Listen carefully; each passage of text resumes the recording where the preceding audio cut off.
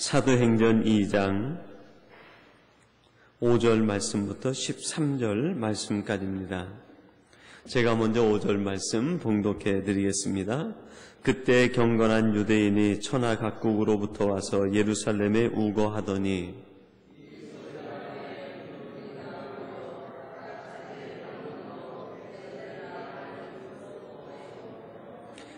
다 놀라 기히 여겨 이르되 보라, 이 말하는 사람이 다 갈릴리 사람이 아니냐.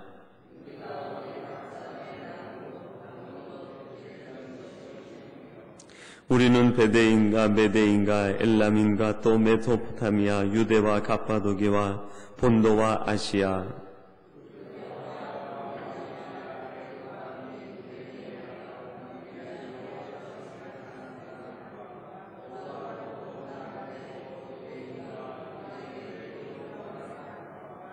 그레데인과 아라비아인들이라 우리가 다 우리의 각 방언으로 하나님의 큰 일을 말함을 듣는도다 하고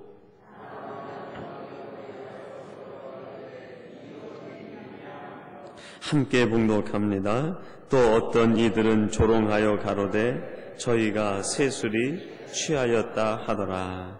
아멘. 신약 학자 가운데 오스카 쿨만이라는 분이 있는데요. 그분이 시간과 그리스도라는 책을 썼습니다. 예수 그리스도가 역사에서 어떤 의미가 있느냐 하는 것을 밝히는 논문입니다. 그런데 이 논문에서 오스카 쿨만은 구약의 역사와 신약의 역사를 대비시키면서 그런 말을 했습니다. 구약의 역사는 점진적으로 축소가 되어져 갔다. 그리고 신약의 역사는 점진적으로 확대가 되어져 갔다. 그래서 구약에 있는 역사들을 쭉 이야기를 합니다. 사사기, 룻기, 사무엘 상하, 열왕기 상하, 역대 상하, 에스라, 느헤미야. 그 역사 과정을 자세히 연구해 보면 하나님의 은혜로 시작된 이스라엘 왕국이 점점 쇠퇴해가는 과정을 묘사하고 있다는 것입니다. 그럼 그 원인이 무엇인가? 하나님께서 세워주신 이스라엘 왕국이 가면 갈수록 성장하고 처음보다 나중이 더 번성하며 창대해지는 것이 하나님의 뜻인데 어찌 이스라엘 국가가 점점 가면 갈수록 쇠퇴해 가는가? 그것을 사사기에서 찾습니다. 저들이 하나님을 멀리하고 자기 소견에 오른 대로 행하였다. 하나님을 멀리하고 사람의 생각을 쫓을 때 이스라엘 왕국이 점점 쇠퇴해 가게 되었다는 것입니다. 그 다음에 신약의 역사를 얘기하는데요. 신약의 역사는 점진적 확대라고 그렇게 정의를 내렸습니다. 가면 갈수록 확대되어져 갔다. 그리고 신약의 역사책에 주목하는데 신약에서 역사를 기록한 책이 사도행전 아닙니까? 사도행전은 성령의 충만함을 받은 사람들이 그때부터 성령과 함께하고 하나님의 말씀에 가까이 하면서 하나님 말씀 중심 또 자신들에게 주어진 복음을 전하는 선교 중심의 삶을 살게 되면서 점진적인 확대의 역사를 이루어 오게 되었다. 그렇게 얘기합니다. 사도행전 9장 31절은 이것에 대해서 결론적으로 이렇게 선포하듯 말씀합니다. 그리하여 온 유대와 갈릴리와 사마리아 교회가 평안하여 든든히 서가고 주를 경외함과 성령의 위로로 진행하여 수가 더 많아지니라. 하나님을 경외하고 성령의 인도하심을 받고 성령의 위로하심에 따라 그들이 점점 더 강성해지는 나라가 되었다 하는 것이 사도행전이 보여주는 내용입니다. 근데 이 9장 31절의 첫 단어를 보면 그리하여 그런 말로 시작이 됩니다. 그리하여. 여러분, 우리가 말을 할 때 그리하여라는 말은 언제 씁니까? 앞에 어떤 사건이 있었다 하는 것을 전제로 하죠. 앞에 있는 어떤 사건 때문에 그리하여 이런 결과가 초래되어졌다. 사도행전에 나타난 초대교회 부흥의 역사는 그 앞에 무엇인가 전제된 사건이 있었다는 것입니다. 도대체 그 전제된 사건이 무엇인가? 오늘 본문 말씀 7절에 보면 여러분 이런 말씀이 있습니다. 다 놀라 기이 여겨 이르러 보라, 이 말하는 사람이 다 갈릴리 사람이 아니냐. 그리고 본문 12절을 보니까요, 다 놀라 의역하여 서로 가로되 이 어쩐 일이냐 하며, 7절과 12절 말씀에 보면 사도행전에 나오는 초대교회 성도들의 어떤 한 행동들이 당시 사람들에게 놀라움을 주었다 하는 것이 기록이 되어 있어요. 이 사람들이 도대체 어쩐 일이냐, 이 사람들이 도대체 이렇게 된 것이 무슨 연유냐, 이 사람들이 어떻게 해서 이렇게 변했느냐 하는 것이 전제가 되어 있습니다. 도대체 이 사람들이 어떻게 이렇게 변해서 이들을 통해서 사마리아 이 온 땅끝까지 하나님의 교회가 날마다 부흥하고 평안하여 든든히 서가고 하나님의 역사가 날마다 이루어지고 있느냐, 도대체 이 일이 무슨 일이고 이 중심의 까닭에 어떤 일이 있느냐, 이것이 초대교회를 보는 주위 사람들의 경험이었다고 하는 것입니다. 여러분, 우리가 알 수 있는 내용이 뭡니까? 이들은 오직 성령을 힘입었기 때문입니다.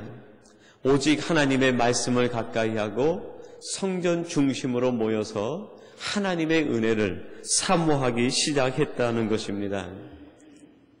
구약의 역사와 신약의 역사에 차이점이 있다고 하면, 구약은 하나님으로부터 점점 멀리 떨어지는 역사라고 하면, 신약은 하나님에게 더욱 가까이 나아가는 삶이 묘사되어지고 있습니다.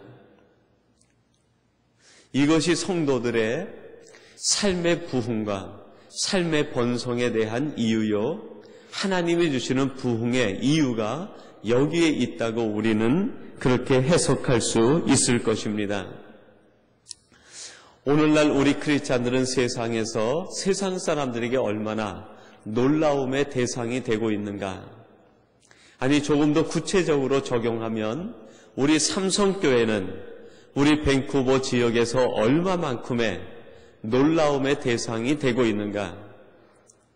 우리 삼성교회는 가족들 가운데 성도 한 명 한 명은 삼성교회에 있는, 아니 밴쿠버 지역에 있는 많은 사람들에게 얼마만큼의 놀라움의 대상이 되고 있는가? 오늘 성경이 말씀하고 있는 초대교회 성도들은 당시 수많은 초대교회 사람들, 유대교 사람들, 심지어는 로마 사람들, 이방인들에게까지도 놀라움을 주는 대상이 당시 초대교회 성도들이었다는 것입니다. 그러면 여러분, 이들이 그 당시 사람들에게 놀라움을 줄 수 있었던 가장 큰 특징이 무엇이었습니까? 오늘 성경 말씀을 통해서 그 의미를 함께 찾아보려고 합니다. 여러분, 6절 중간절 말씀을 한번 주목해 보세요. 6절 중간절 보니까 이렇게 말씀합니다. 각각 자기의 방언으로 제자들의 말하는 것을 듣고 그랬습니다. 성경이 주목하는 첫 번째는 이들의 말하는 것이 변하였다. 7절 중반절에 보니까요, 보라, 이 말하는 사람들이 갈릴리 사람들이 아니냐. 이들이 갈릴리에 어리석은 말을 하고 갈릴리에 무식한 말을 하고 갈릴리에 토속 언어를 써야 될 이 사람들이 도대체 하는 지금 이 말이 도대체 무슨 말이냐, 이것이 너무 신기하다. 8절 중반절에 보니까 그렇게 말합니다. 우리 각 사람의 난 것 방언으로 듣게 되는 것이 어찌미뇨. 오늘 성령의 강한 임재를 경험한 초대교회 성도들의 제일 먼저 변화된 특징은 언어 생활의 변화였습니다. 성령의 임하심으로 이들은 언어가 변하고 대화가 변하고 서로 말하고 듣고 생각하는 것이 변하게 되었다는 것입니다. 그래서 9절부터 11절 말씀까지 보면 그 함께 대화를 나눈 15개 부족의 이름이 소개가 되어져 있습니다. 바데인, 메데인, 엘람인, 메소포타미아, 유대, 가바도기아, 본도, 아시아, 부르기아, 밤빌리아, 애굽, 리비아, 로마 사람, 그레데, 아라비아. 여러분, 이들은 모두가 말하는 것이 다릅니다. 언어가 다르니까 언어의 방식도 다르고 언어를 표현하는 제스처도 다릅니다. 거기에 따르는 사상도 다릅니다. 생각도 다릅니다. 자신들이 태어난 출신과 배경이 모두가 다른 사람들이었습니다. 이렇게 다른 사람들을 하나님은 성도로 만들 계획을 갖고 계셨습니다. 성도로 만들기 위해서 하나님이 하셔야 될 첫 번째 일이 있었는데 그것이 무엇입니까? 각기 다른 언어, 각기 다른 사상, 각기 다른 생각, 각기 다른 지식의 정도, 각기 다른 언어의 태도를 하나로 만드는 것, 그것이 바로 하나님의 계획이고 하나님의 생각이었다는 것입니다. 그래서 이들이 언어로 통일이 되게 하고 언어로 하나가 되게 하여서 비로소 그들이 성도다운 삶을 살 수 있도록 하나님이 준비하신 것이 오늘 바로 사도행전 2장의 첫 번째 나오는 하나님의 놀라운 역사라고 할 수 있습니다. 저희 그 아이가요, 초등학교 1학년을 한국에서 처음 들어가게 되었습니다. 유치원을 마치고 초등학교 처음 들어가서 입학식을 했는데요. 입학식하고 집에 돌아오는데 집에 들어오자마자 가방을 꺼내면서 자랑을 하면서 책을 몇 권 꺼내더라고요. 처음에 책을 꺼내는데 말하기라고 쓴 책을 꺼내요. 두 번째 책을 꺼내는데요, 듣기. 세 번째 책을 꺼내는데 읽기. 네 번째 책을 써내는데 쓰기. 제가 공부했을 때는 국어 그래가지고 책이 전체가 합본이 되어 있었던 기억이 납니다. 근데 요즘은 그 국어책이 아주 세분화돼 가지고요, 말하기, 듣기, 읽기, 쓰기 이렇게 나눠져 있는 거예요. 읽기 책에는 읽을 수 있도록 그런 스토리로 진행이 되어 있고, 쓰기는 이제 아이들이 단어 공부도 할 수 있도록 그런 방식으로 교재가 세분화가 되어 있더라고요. 국어책을 가져오는데 그거를 조금 더 구체적으로 말하기, 듣기, 쓰기, 읽기, 그게 제 마음에는 어떤 신학적인 의미로 이렇게 부딪혀 왔어요. 어머니 품 안에서 어리광을 부리고 제 멋대로 살던 아이가 이제 정식 교육을 받으면서 사회인이 되고 성숙한 인격을 갖추기 위해서 가장 먼저 해야 되는 것이 이것이구나. 말하는 것을 배우고, 읽는 것을 배우고, 쓰는 것을 배우고, 듣는 것을 배우는 것이 사람됨의 기초고 시작이구나 하는 생각이 들게 되었습니다. 그 책을 처음 받아오고 나니까요, 책 표지를 싸고 자기 이름을 새기고 얼마나 소중히 여기는지 몰라요. 그리고 매일 저녁 자기 전에 엄마한테 책을 가지고 와서 읽기 책을 읽어달라고 그러고, 말하기 책을 읽어달라고 그러고, 쓰기 책을 읽어달라고 그러고 엄마를 조릅니다. 그렇게 한 일주일 정도 지난 뒤에 학교에서 또 책을 받아왔다고 좋아서 흔들고 오는 거예요. 무슨 책을 받아왔는가 봤더니 바른 생활 하는 책을 가져왔어요. 옛날 우리가 배울 때는 도덕이라고 돼 있던 책인데 그거를 바른 생활. 그리고 또 한 권을 흔들고 자랑을 합니다. 자연에 대한 자연생활이에요. 과학이죠. 요즘 그 아이들을 가르치는 체계가 그걸 봐가지고 가르치는 내용이 뭔지는 모르지만 순서적으로는 참 잘 질서가 잡혔다, 그런 생각이 들었어요. 먼저 말하고 듣고 쓰고 읽는 것을 배우고 그 기초 위에 바른 생활이 만들어지고 바른 생활이 세워진 다음에 과학을 배워야 우리 인간의 삶이 질서가 잡히는 것 아니겠습니까? 그런데 지금 우리는 어떻게 합니까? 자연생활 먼저 배우고 그 다음에 내 생각하는 기준을 바른 생활에다 딱 맞춰놓고 그 다음 거기에 세상에서 배운 이야기들 가지고 내가 하고 싶은 대로 말하고 내가 하고 싶은 대로 그냥 듣고 쓰고 읽고 하는 것이 요즘 현대에 무질서해진 그 까닭이 거기에 있는 것 아닙니까? 하나님께서는 하나님의 백성들을 만드시는데 너무나 많은 부족들이 하나님을 알기 시작하는 거예요. 저들이 메대 사람, 아라비아 사람, 유대적인 사상, 각기 다른 언어와 사상을 가지고 있는데 그들을 성도로 통일하기 위해서 어떻게 해야 되겠는가? 하나님이 하신 방법이 무엇입니까? 그래 이들을 초등학생처럼 처음부터 가르쳐야 되겠다. 교회 생활을 먼저 배우기 전에 성령의 지배를 받아서 말하는 것 배우고 성령께서 하시는 음성 듣는 법 배우고 하나님의 말씀을 중심으로 읽는 것 배우고 오직 하나님이 하라고 하시는 것만 듣고 읽고 쓰고 말하는 법을 배워서 비로소 성도로 세운 다음에 그들을 교회에 보내 교회 생활을 만들고 교회 생활이 완벽해진 사람이 세상 속에 들어가서 자연을 변화시키고 과학을 새롭게 하고 세상을 변화시켜야 되는 것이 영적 질서가 아니겠는가? 사랑하는 성도 여러분, 여러분들은 세상을 살아갈 때 무엇을 우선으로 살아가고 있습니까? 혹시 나의 기준을 먼저 세워놓고 그것 가지고 자연생활, 사회생활하고 혹시 그것 가지고 사회생활을 떠나서 교회생활마저도 그것으로 하려고 있는 것은 아닙니까? 사사시대가 바로 그런 시대였습니다. 이미 자기의 소견을 가지고 있고 그 다음에 말하고 그 다음에 생각하고 그 다음에 이야기하고 그 다음에 자기 것 증거하다 보니까 질서가 없어지고 혼란을 경험하게 되는 거예요.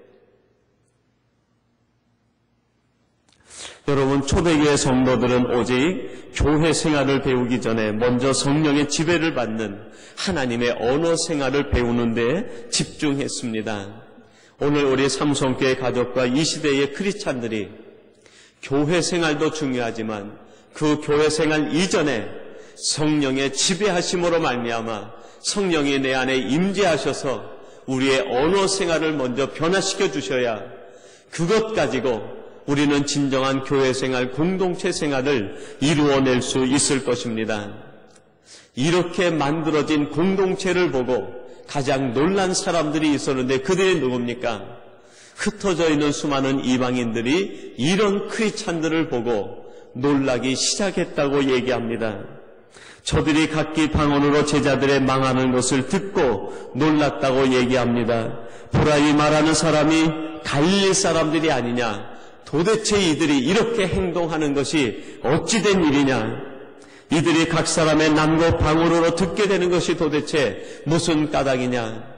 이들의 이 변화된 언어생활, 변화된 태도, 변화된 말하는 이 모든 삶의 내용이 어찌된 것이냐? 그리고 이것이 기초가 되어서 세워지는 이들의 공동체가 정말 놀라운 공동체구나. 그래서 사도행전 9장 31절에서는 이런 공동체가 주를 경외함과 하나님의 말씀 성령의 위로로 날마다 진앙하여 평안하여 든든히 서가게 내었다고 그렇게 하나님 말씀은 증거하고 있습니다. 사랑하는 성도 여러분, 교회 생활 대단히 중요합니다. 그러나 그 교회 생활에 집중하기 이전에 먼저 우리는 조용히 하나님 앞에서 우리의 언어 생활이 성령의 지배를 받게 해달라고 기도하는 우리의 겸손함도 있어야 될 것입니다. 그러면 여러분, 하나님께서는 왜 이 이스라엘 백성들, 초대교회 성도들의 언어 생활을 제일 먼저 변화시켜 주셨을까요? 도대체 그 이유가 무엇입니까? 11절 중반절에 보니까요, 이런 말씀으로 그 이유를 대신합니다.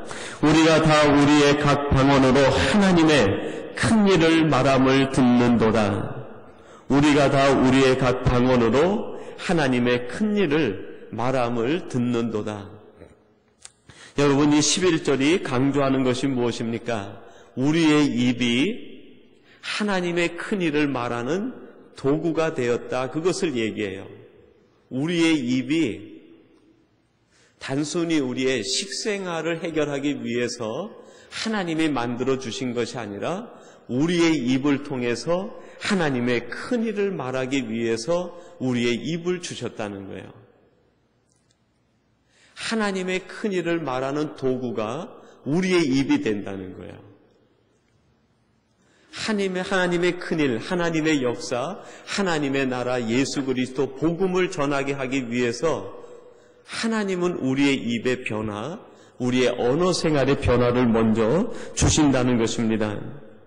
마태복음 5장 1절과 2절에서는 이렇게 말씀합니다. 예수께서 무리를 보시고 산에 올라가 앉으시니 제자들이 나아온지라 입을 열어 가르쳐 가라사대. 하나님의 성령으로 충만해진 예수님의 입은 입을 열자 거기에서 산상수훈의 말씀이 끊어지지 않고 선포되게 되었습니다. 사도행전 15장 7절에서는 베드로가 이런 고백을 합니다. 많은 변론이 있은 후에 베드로가 일어나 말하되 형제들아 너희도 알거니와 하나님이 이방인들로 내 입에서 복음의 말씀을 들어 믿게 하시려고 오래전부터 너희 가운데서 나를 택하시고. 사도행전 15장에는 사도들의 회의가 몰렸습니다. 유대에서 전한 복음과 사도 바울이 이방인들에게 전한 복음의 내용에 차이가 있기 때문에요. 예수 그리스도를 믿어야 구원받는다는 내용은 똑같은데 그에 뒤따르는 교훈과 가르침이 차이를 보였습니다. 예루살렘에서는 할례와 율법을 준수해야 된다. 근데 이방인에게 복음을 전한 사도 바울은 오직 예수 그리스도를 믿는 순간 하나님의 능력으로 너는 하나님의 자녀가 된다. 이 차이 때문에 예루살렘에 모여서 회의가 이루어지게 되었어요. 거기에 모여있는 모든 사람들이 서로의 이야기를 하기 시작합니다. 내 생각은 이렇다, 내 생각은 이렇다, 이것이 옳다, 저 이방인에게 복음을 전하는 저건 잘못되었다, 유대의 보수적인 이 생각은 잘못되었다, 보수와 진보, 앞선 사람과 나중된 사람, 나이가 많은 사람과 적은 사람, 신세대와 구세대 간에 많은 대화가 오가고 있는 거예요. 그것이 본문에 보니까 많은 변론이 있은 후에 그랬습니다. 그거는 큰 도움이 되지 않는다는 거예요. 그러면서 마지막에 사도 바울이 베드로 사도가 결론 짓는 게 무엇입니까? 형제들아 너희도 알거니와 하나님이 이방인들에게 내 입에서 복음의 말씀을 들어 믿게 하려고 하나님께서 이방인들에게 복음을 듣게 하기 위해서 나를 선택하셨는데 나를 선택한 것이 아니라 내 입을 선택하셨다. 그래서 내 입에서 나오는 이 복음이 저들에게 하나님의 나라를 알게 하고 저들로 하여금 하나님의 백성들이 되게 하게 하셨다. 여러분 얼마나 놀라운 고백입니까? 사도행전 2장 13절이 지나면 14절 말씀이 시작이 됩니다.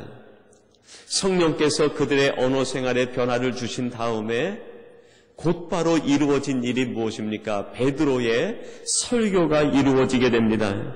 사도행전 2장 14절에서는 이렇게 말씀합니다. 베드로가 11 사도와 같이 서서 소리를 높여 가로되 유대인들과 예루살렘에 사는 모든 사람들아 이 일을 너희로 알게 한 것이 내 말에 거신이 내 말에 귀를 기울이라.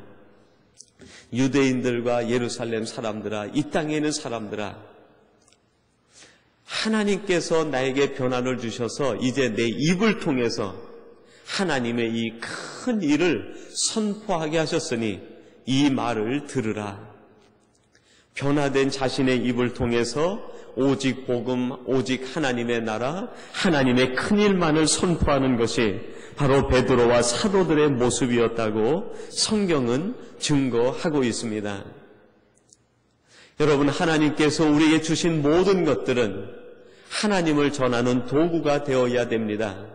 우리의 눈도 하나님의 복음을 전하는 도구, 우리의 귀도 하나님의 복음을 전하는 도구, 우리의 입도 하나님의 복음을 전하는 도구, 우리의 손과 발도 하나님의 나라를 확장하는 도구가 돼야 된다는 것입니다. 그것이 하나님이 우리를 지으신 까닭이라고 베드로는 담대하게 얘기합니다. 하나님이 왜 내 입을 만들었는가? 복음을 전하게 하시려고. 하나님이 왜 내 귀를 만들었는가? 오직 복음만을 듣게 하시기 위해서. 하나님이 왜 눈을 만드셨는가? 오직 하나님만 바라보게 하시기 위해서. 여러분이 철저한 복음 안에서의, 창조신학 안에서의 자기 인식이 있을 때 우리는 우리의 삶의 길을 잃지 않고 바르게 걸어갈 수 있게 될 것입니다. 사도행전 2장 이후에 사도들의 행적들이 나옵니다. 그래서 이 본문을 가리켜 사도행전이다 그렇게 얘기합니다. 사도들이 사도 성령으로 충만해진 다음에 그들이 온 열방에 나가서 행한 행적들을 기록하고 있는데 그 행적의 내용이 무엇입니까? 오직 하나님 전하는 것, 오직 복음 전하는 것, 오직 예수 그리스도의 이름을 높이는 것, 십자가를 자랑하는 것, 천국을 얘기하는 것, 하나님에 대하여 얘기하는 것, 그것만이 사도행전 전체에 진행되어지고 기록이 되어지게 됩니다. 여러분, 오늘도 이런 의미에서 사도행전적 사람이 우리들이 아닙니까? 구약은 오스카 쿨만이 얘기하는 것처럼 점진적 축소의 과정을 걷게 되었습니다. 그 까닭이 무엇입니까? 자기 소견에 옳은 대로 행하였기 때문입니다. 그러나 신약은 점점 확장되어지는 복음의 역사를 가지고 있습니다. 그 이유가 무엇입니까? 하나님이 주신 도구를 가지고 오직 하나님의 나라, 하나님의 복음 예수 그리스도 십자가만을 자랑했기 때문입니다. 맥가브란이라고 하는 교회 성장학 교수님이 계십니다. 그분이 최근에 세계에 있는 최대 교회들, 성장하고 부흥하는 교회들을 몇 군데 선정을 해서 분석을 했습니다. 도대체 이 교회들은 왜 이렇게 성장을 계속하고 있는가? 그 여러 가지 특징 가운데 한 가지 특징이 있는데, 성장하는 교회는 선교하는 교회다. 그것이 한 가지 특징이에요. 성장하는 교회는 선교하는 교회다. 우리 본문과 연관하면 어떻게 되겠어요? 하나님이 주신 모든 것을 가지고 어떻게 하든지 온 세계 열방을 향해서 하나님의 이름을 증거하고 하나님의 큰일을 말하고 복음을 선포하고 하나님의 사랑을 선포할 때 우리는 힘들지만 하나님이 복음을 전하고 하나님의 큰일을 말하는 그 교회를 신약시대가 점점 확장되는 것처럼 그 교회도 더불어서 확장되고 부흥케 하시는 것이 아니겠습니까? 맥가브란의 이 말을 조금 축소시켜서 적용해보고 싶은 생각이 들었습니다. 그렇다고 하면 이 시대에 부흥하는 가정, 부흥하는 개인도 동일한 이치가 있는 것이 아니겠는가? 부흥하는 가정이 되기 위해서는 내 소견에 옳은 대로 생각하고 살아가는 것이 아니라 우리의 마음을 열어 성령의 임재를 체험하고 세상과 열방을 향해서 우리 가정이 복음을 전하는 가정, 선교사를 돕는 가정, 하나님의 큰일을 말하는 가정이 되게 하면 하나님이 초대교회를 책임져 주셨듯이 우리 가정도 책임져 주시는 것이 아닌가. 우리 개인도 마찬가지 아니겠습니까? 내 개인이 내 생각, 내 고집만 가지고 내 삶만 영위에 살아가는 것이 아니라 하나님께서 나를 향한 뜻이 무엇인지 분별하고 선교자적 사명, 하나님의 큰일을 말하고 오직 복음을 말하고 하나님의 은혜를 말하고 살면 하나님도 내 생명, 나를 책임져 주시는 것이 아니시겠는가? 초대교회의 첫 번째 특징은 세상 사람들을 놀라게 한 것이 특징이었습니다. 무엇으로 세상을 놀라게 했습니까? 그들이 가지고 있는 재력이 아니었습니다. 여러분, 우리 교회가 재력으로 세상을 놀라게 할 수 있습니까? 초대교회가 가지고 있었던 것은 지식으로 세상을 놀라게 한 것이 아닙니다. 여러분, 우리 교회가 박사학위 받은 숫자로 세상을 놀라게 할 수 있겠습니까? 여러분, 우리가 가지고 있는 과학으로 세상을 놀라게 할 수 있습니까? 우리에게 그렇게 뛰어난 과학자가 있습니까? 우리는 결코 지식이나 과학이나 우리가 가지고 있는 재정으로 세상을 놀라게 할 수는 없습니다. 그러나 한 가지, 하나님의 원칙에 따르면 성령으로 충만해지고 변화된 언어 생활로 서로가 사랑하고 서로가 위로하고 서로가 서로를 아껴주는 변화된 언어 생활을 통해서 우리에게 주신 이 아름다운 하나님의 창조적 입을 통해 세계의 열방을 향해 복음을 전하고 하나님의 큰 일을 말할 때 아무것도 아닌 것 같지만 오늘 말씀 하반절에 보면요, 세상이 조롱했다고 얘기합니다. 세상이 비록 조롱할지 모르지만 그 속에서 하나님의 큰 일이, 하나님의 놀라운 부흥과 하나님의 새로운 창조적 역사가 이루어지게 된다는 것입니다. 오늘 저와 여러분들이 사도행전적 부흥을 맛보는 복된 교회와 온 성도들, 여러분의 가정이 되시기를 주님의 이름으로 축원합니다. 하나님 아버지 감사합니다. 오늘도 성령으로 충만해진 초대교회 성도들이 하나님께서 성령을 통해서 주신 변화된 언어 생활로 열방을 향해 복음을 전하며 하나님의 큰 일을 말할 때 그동안 점점 축소되어졌던 구약의 역사가 새로운 반전을 일으켜 부흥의 역사로 평안하여 든든히 서가고 날마다 믿는 자의 수가 많아지는 부흥의 역사를 이루게 해주시니 감사합니다.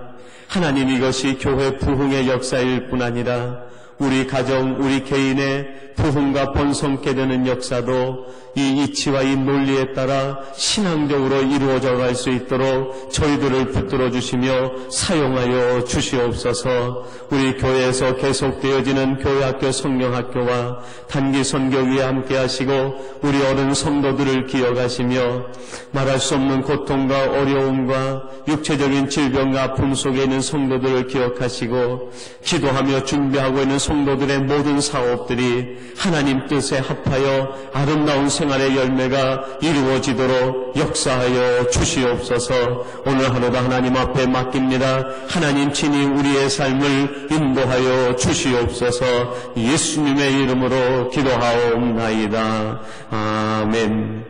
하늘에 계신 우리 아버지여, 이름이 거룩히 여김을 받으시오며 나라의 마옵시며 뜻이 하늘에서 이룬 것 같이 땅에서도 이루어지이다. 오늘날 우리에게 일용할 양식을 주옵시고 우리가 우리에게 죄지은 자를 사하여 준 것 같이 우리 죄를 사하여 주옵시고 우리를 시험에 들게 하지 마옵시고 다만 악에서 구하옵소서. 대개 나라와 권세와 영광이 아버지께 영원히 있사옵나이다. 아멘.